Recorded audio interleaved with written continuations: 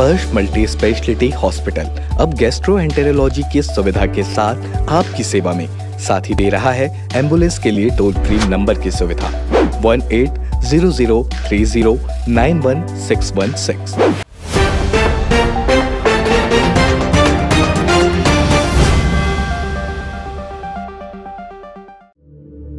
तीरंदाज, ग्रहों की चाल और आप। गुरु गोविंद दो खड़े काके लागू पांव, बलिहारी गुरु आपकी गोविंद देव बताए। ईश्वर का भी यही मानना है कि पहले गुरु का आशीर्वाद लेना चाहिए, क्योंकि गुरु ही हमें ईश्वर तक पहुंचने का रास्ता बताते हैं। ज्योतिष शास्त्र में भी गुरु को एक बहुत ही शुभ ग्रह के रूप में माना गया है। गुरु विस्तार के कारक हैं, जिस भाव में बैठते हैं उस भाव में वृद्धि करते हैं, और इसके साथ ही गुरु ज्ञान, भाग्य और धन के भी कारक हैं। और ऐसे कारक गुरु ग्रह का सुख और सौभाग्य की आशी वृष राशि में गोचर होने वाला है, और ये राशि परिवर्तन बहुत ही महत्वपूर्ण है, और आज हम इसी के बारे में चर्चा करेंगे। नमस्कार, मैं एस्ट्रोलॉजर सुषमा सिंह तीरंदाज चैनल के कार्यक्रम ग्रहों की चाल और आप में गुरु गोचर से हमारे जीवन में पड़ने वाले प्रभाव के बारे में चर्चा लेकर उपस्थित हूँ। तीरंदाज, ग्रहों की चाल और आप। इसके पहले के वीडियो में मैंने कहा था कि हम गुरु के ग्रह के विभिन्न भाव में होने वाले प्रभावों के बारे में बात करेंगे, पर अभी ये गुरु का गोचर राशि परिवर्तन बहुत ही महत्वपूर्ण है, तो पहले हम इसके प्रभाव के बारे में बात करते हैं, फिर बाद में हम विभिन्न भाव में गुरु की विशिष्ट चर्चा करेंगे। तीरंदाज, ग्रहों की चाल और आप। तो 1 मई 2024 को गुरु वृष राशि में राशि परिवर्तन करने वाले हैं। पिछले 1 वर्ष से वो मेष राशि में गोचर कर रहे थे, अब गुरु वृष राशि में आएंगे। हालांकि वृष राशि गुरु की कोई मित्र राशि नहीं है, और ना ही इसके स्वामी शुक्र से गुरु की कोई नैसर्गिक मित्रता है, फिर भी गुरु ग्रह वृष राशि में बहुत अच्छे परिणाम देते हैं। क्यों अच्छे परिणाम देते हैं? क्योंकि वृष राशि में 3 नक्षत्र पड़ते हैं, कृतिका, रोहिणी और मृगशिरा। कृतिका के स्वामी हैं सूर्य, रोहिणी के चंद्रमा और मृगशिरा के मंगल।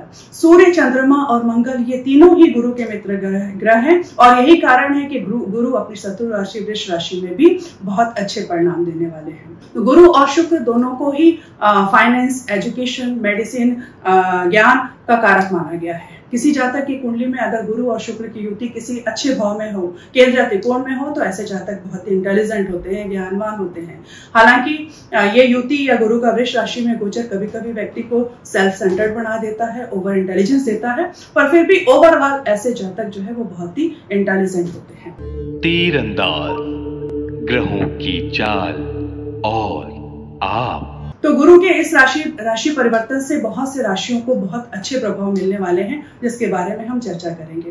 वैसे तो गुरु एक शुभ ग्रह है, ये सारी राशि वालों को बहुत अच्छे प्रभाव देंगे, पर फिर भी कुंडली में उनके गोचर की स्थिति को देखकर कुछ राशियों को विशेष प्रभाव मिलने वाले हैं। तीरंदाज, ग्रहों की चाल और आप। कालपुरुष की कुंडली की जब हम बात करते हैं तो गुरु 9th हाउस लॉर्ड होते हैं, और शुक्र जो है वह 7th हाउस लॉर्ड होते हैं। तो गुरु जब वृष राशि में गोचर करेंगे तो इस केंद्र और त्रिकोण के मिलन से कुबेर और लक्ष्मी नारायण जैसे राजयोग का निर्माण होने जा रहा है। तो इसलिए ये राशि परिवर्तन बहुत अधिक प्रभावित करने वाला है, और आज हम उन्हीं राशियों के बारे में बात करेंगे। और गोचर के बारे में बात करने से पहले मैं एक चीज और बताना चाहती हूँ कि गुरु किसी भी राशि में 1 साल तक रहते हैं, और ये बहुत लंबा समय होता है, और एक ही राशि में रहकर एक जैसा प्रभाव मिलना मुश्किल होता है, क्योंकि इस पीरियड में गुरु की अवस्थाओं में परिवर्तन होता है। कभी वो अष्ट होते हैं, वक्री होते हैं, उनका नक्षत्र परिवर्तन होता है, तो ऐसी अवस्थाओं में उसके प्रभाव में आप थोड़ा सा उतार चढ़ाव देख सकते हैं। पर इन विविधताओं के बावजूद भी गुरु वृष राशि में आके बहुत अच्छा प्रभाव देने वाले हैं। तो आइए हम गुरु के गोचर की बात करते हैं। तो उन सौभाग्यशाली राशियों की चर्चा शुरू करते हैं जिन्हें गुरु के बहुत अच्छे प्रभाव मिलने वाले हैं। उन राशियों में सबसे पहली राशि है वृष राशि।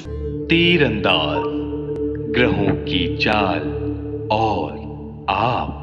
अगर आपकी कुंडली के प्रथम भाव में, लग्न के प्रथम भाव में 2 नंबर है, या आपका चंद्रमा 2 नंबर की राशि में बैठा है, तो आप वृष राशि और वृष लग्न के हैं, और ये गोचर आपके लिए है।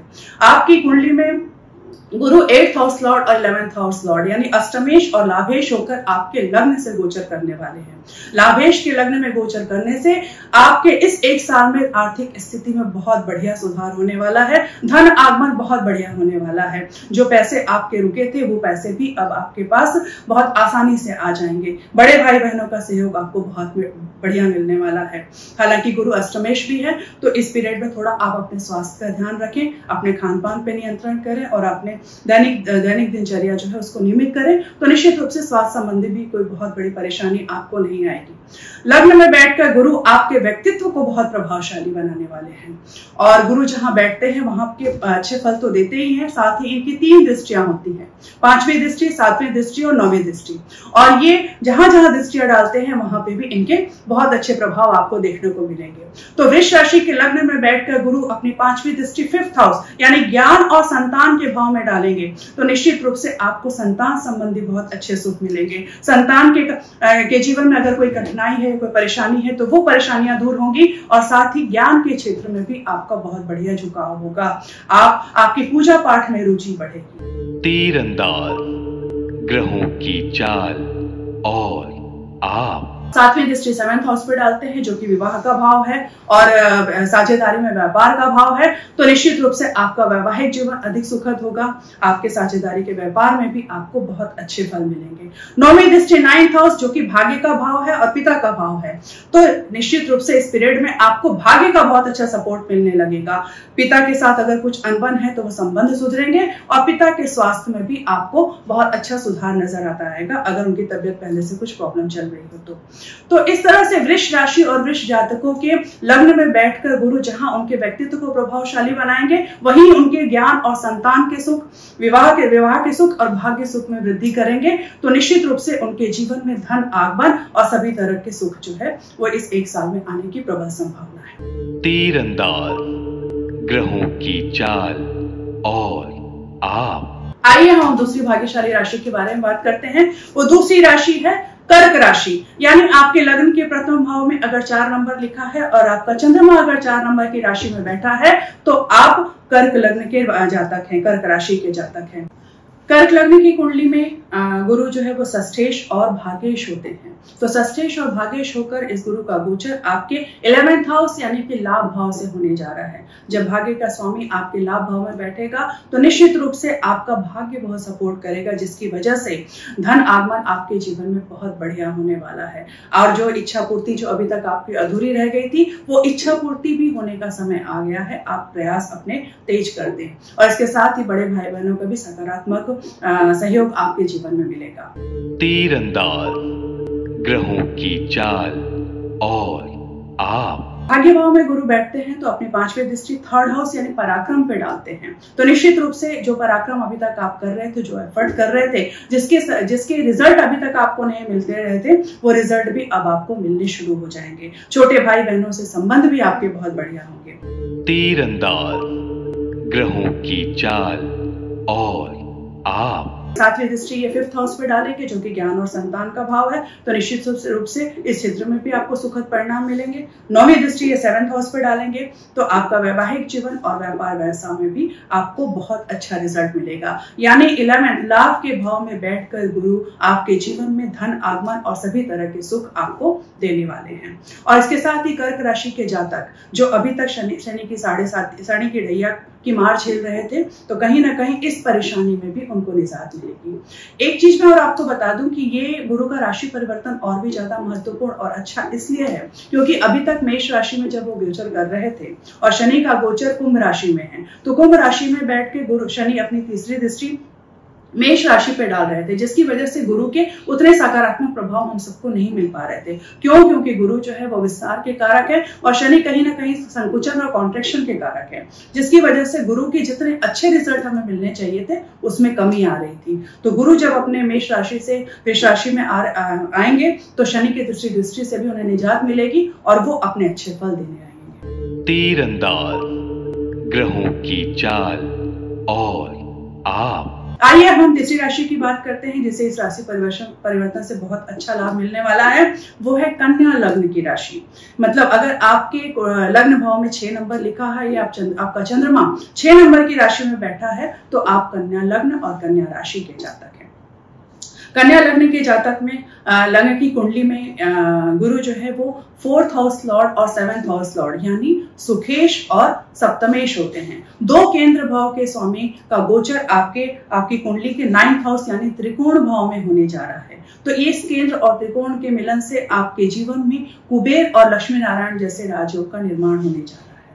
तो भाग्य भाव में बैठकर ये आपके भाग्य को बहुत अधिक बढ़ा देंगे। यानी सुख से संबंधित, ऐश्वर्य से संबंधित जो भी प्रयास आपके हो रहे थे उन सभी चीजों में आपकी वृद्धि होगी और कहीं ना कहीं आपके वैवाहिक जीवन में भी काफी अच्छे एक दूसरे के रिलेशन होंगे। आपके पार्टनर से आपके बहुत अच्छे संबंध होंगे और अगर साझेदारी में आप कोई व्यापार शुरू करना चाह रहे हैं तो ये समय आपका बहुत अच्छा समय है क्योंकि इसमें आपको भाग्य का संपूर्ण साथ मिलने वाला है।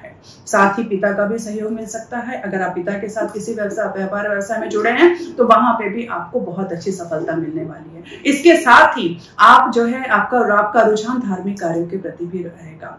तो इस तरह कन्या लग्न और कन्या राशि के जातकों के 9th हाउस में गुरु का गोचर उन्हें भाग्य में सपोर्ट करने के साथ साथ जीवन के सारे सुख सुविधा जो है वो उन्हें उपलब्ध कराने वाला है।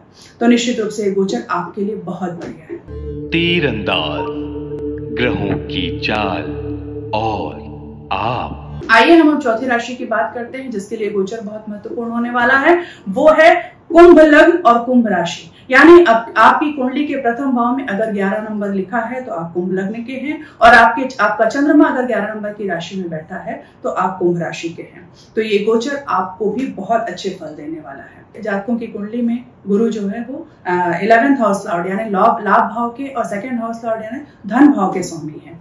तो 2 धन भाव के स्वामी का गोचर आपके केंद्र के भाव यानी 4th हाउस से होने वाला है जो कि सभी तरह के सुखों का भाव है। 4th हाउस जिससे हम धन का, घर का सुख, मकान का सुख, वाहन का सुख, माता का सुख, सभी तरह के सुखों को 4th हाउस से देखा जाता है।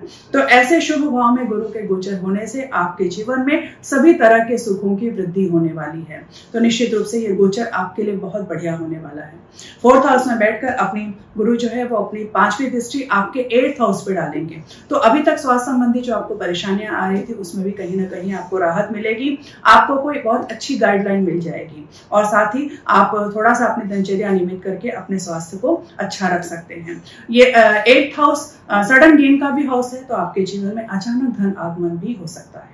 फिर ये 7वीं दृष्टि आपके कर्म क्षेत्र पर डालेंगे तो निश्चित रूप से अभी आपके कार्य में जो भी बाधा आ रही थी या कर्म क्षेत्र में जो आपको पॉजिटिव रिजल्ट नहीं मिल रहे थे, गुरु की दृष्टि से वो पॉजिटिव रिजल्ट मिलने लग जाएंगे और निश्चित रूप से जिसके कारण आपके कार्य में आपके एफर्ट से आपका धन आगमन भी बहुत बढ़िया होने लगेगा। यानी कि कार्य क्षेत्र में आपकी तरक्की के लिए ये 1 साल का समय बहुत ही बढ़िया है।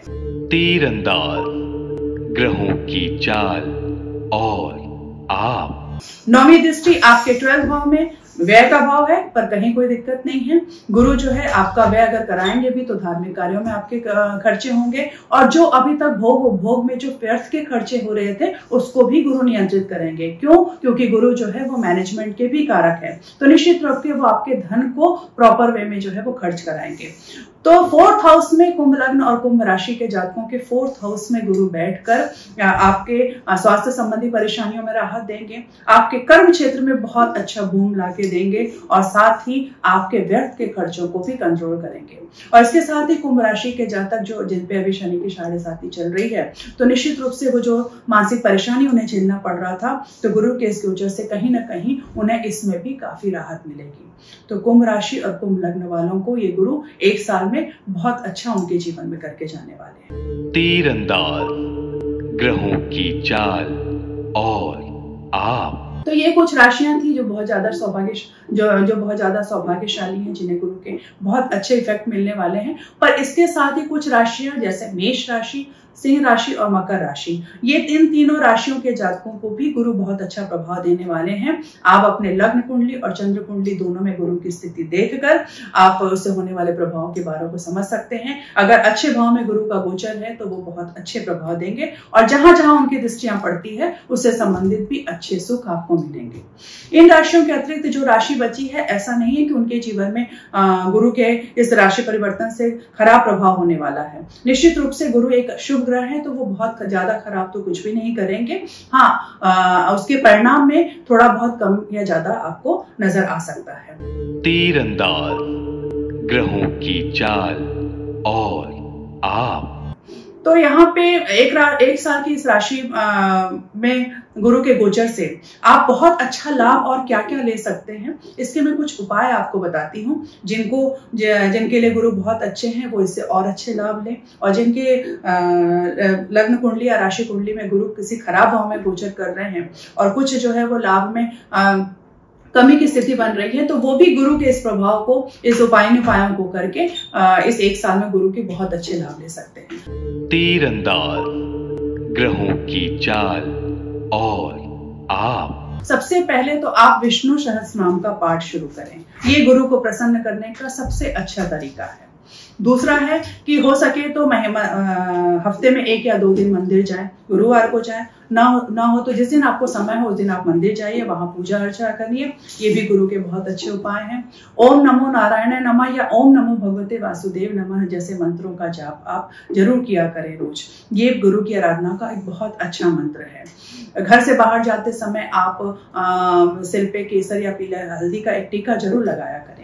और जिन जातकों के विवाह में किसी तरह की कठिनाई आ रही है वो गुरुवार का उपवास करना शुरू कर दें। केले के पेड़ की पूजा करने के बाद एक आसनी भोजन ग्रहण करें। यकीन मानिए इस एक साल में आपके विवाह के अवसर जो है जरूर बनेंगे और हो सकता है कि आपका विवाह भी हो जाए। तीरंदाज ग्रहों की चाल और आप।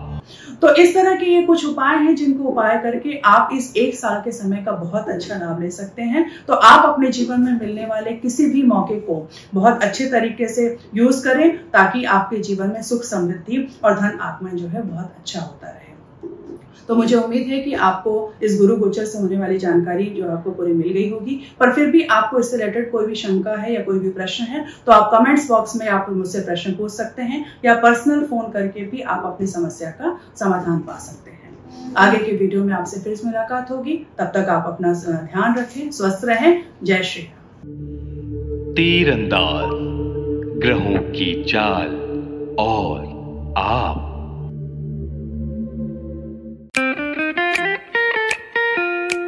खुश है तो फिर खुशी मना ले, छोटा बड़ा केक मंगा ले, संगम में मिलता है बढ़िया केक, संगम में मिलता है बढ़िया केक। तीरंदाज।